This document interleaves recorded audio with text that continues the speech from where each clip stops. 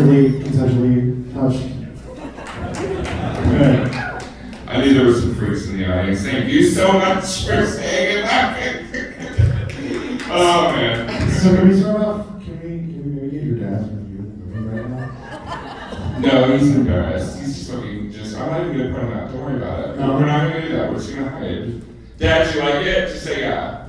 Okay, there we go. I loved it. It's amazing. I forgot to mention I'm from the Bay Area. I grew up here, so this is my hometown screening. So that's why thanks so much for coming.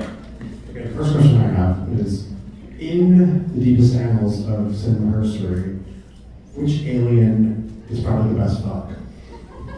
Girl. Girl. Not what? Because there's like different types of like. But like the best fuck. Oh, not the sexiest, but you know. This is gonna be so weird, but there's this movie where Rihanna was an alien, or Rihanna, excuse me. And she was like this blue enchantress. Anybody know what I'm talking about? Yes? No? Is this the Lucas song movie? Oh yeah. Yeah. So I feel like that's like number one. However, at Sundance they asked me to like marry, fuck, kill, like the alien from Aliens, and then two other aliens, and then we were all like, maybe we should fuck the alien from Aliens. And hear me out. Like, you know, like I know it's like, you know, rough or whatever, but like if you just like smooth out the like tail, like potentially that could be hot. If you were into stuff like that, I feel like I should go in. I'm at the curtain, excuse me. If you have any other questions, just let me know. I'm just Okay, cool. You don't have any other, was E.T. one of the three they asked you to marry, fuck, kill? I can't understand you. Okay, cool. I had to come up with my answer because I was afraid. Yes, that bit is now over. What do you want? It's over, yeah. I would say it's still for species, I feel like it's probably. Oh, absolutely. She's a pretty good fuck. Yeah, absolutely. You die, it's okay. Mm-hmm. Worth it. Have you seen a movie called The Untamed? Of course, that's right there. If anybody's ever seen The Untamed, it is a queer horror movie about an alien in a shack that fucks people and makes them feel euphoric. And when I watched it, I was like, I want to go to there. And I was really sad, and I was watching Gilmore Girls and eating pizza rolls by the bowlful. And I dreamt of this. Basically, it's like a combination of The Untamed and all my love of Japanese cinema kind of put into like a mixing bowl, because I've been learning Japanese for 5 years, and I became obsessed with exploitation films of the 60s and 70s. Stuff like Hasu and Orochi Doji and Kuroneko and all these like really Qui-Gon, like all these like really beautiful like exploitative like female revenge movies. And so like kind of basically, and there's also a movie called Mishima, like in 4 chapters if you've ever seen it, which basically used yes. I was just saying, I don't know how this Mishima biopic by Paul Schrader is cutting into. Yes. Well, okay, so here's why.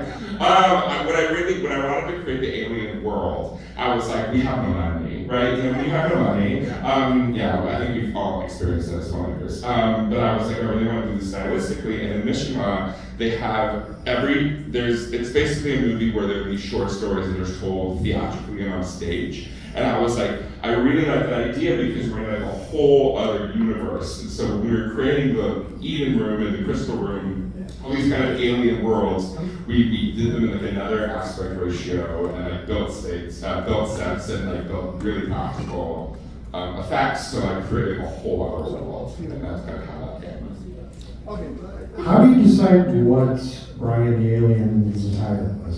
Who dressed him? Who said that? Or like why the tracksuits? Yeah, what's up? Because I thought it was funny. I really wish there was a better answer, but like I really just thought it was funny. No, but like when I think Brian encompasses like that alien that comes to Earth and like watches MTV in the 80s and just kind of like MTV Europe.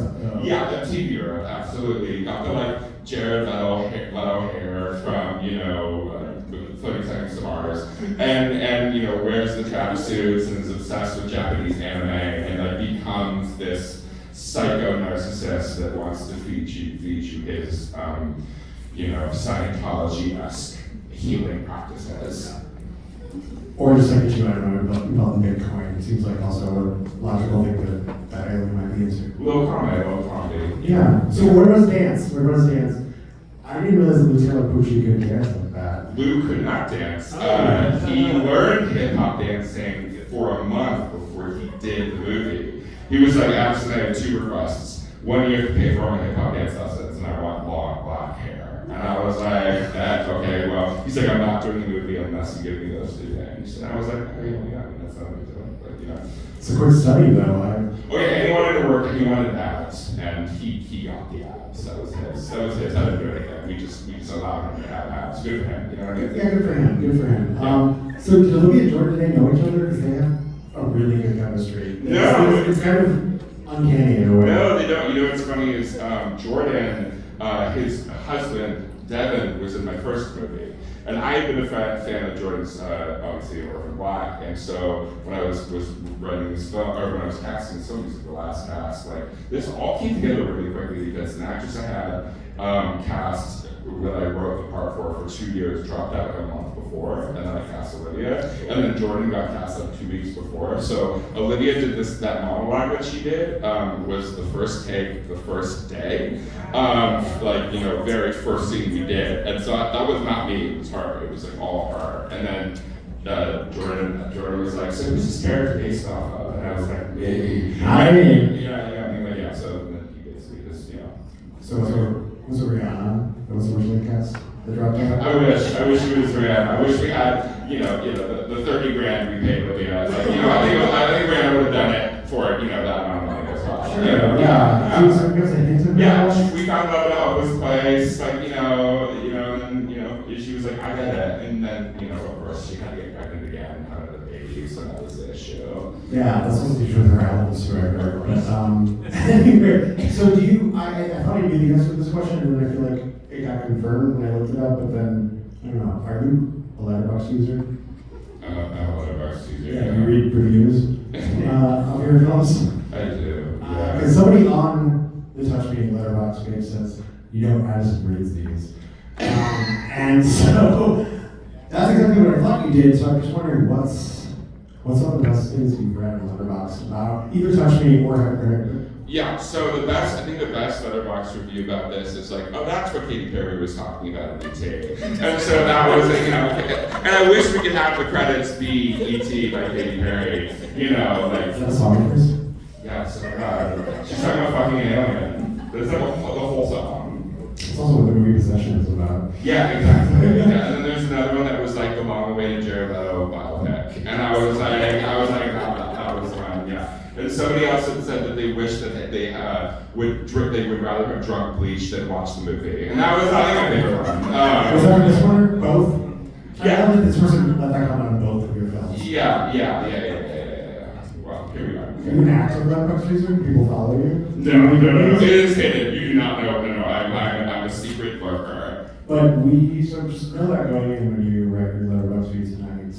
It's okay. If you hate it, it's totally fine. Just write the review and be like, fuck Addison. I'm like, I get it. It's no big deal. Like, thank you all. I love you. But if you're gonna be shitty, just be funny. That's exactly. Just like sting me. Like if you're like Gen Z, just like fucking skewer me, and then you know, I'll cry in my bed and eat some pizza rolls because that's what I do when I'm sad. That's what you do when you want to get tamed, right? Exactly. Yeah. So I think Hyperchimeric Aliens, they're both on Tubi. Yes. Tubi is amazing. You should check it out. It's free. You gotta watch some ads. It's usually pretty quick. And this film, so it was just acquired for distribution. Yes. So we are acquired. We will be distributed.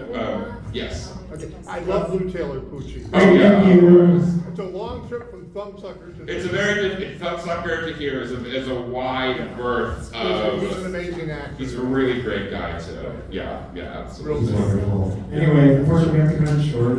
This is all we can say. If you have questions for me, I'll be out there. And if not, thank you so much for coming. I really appreciate it. Enjoy the rest of your night. Yeah. Thank you.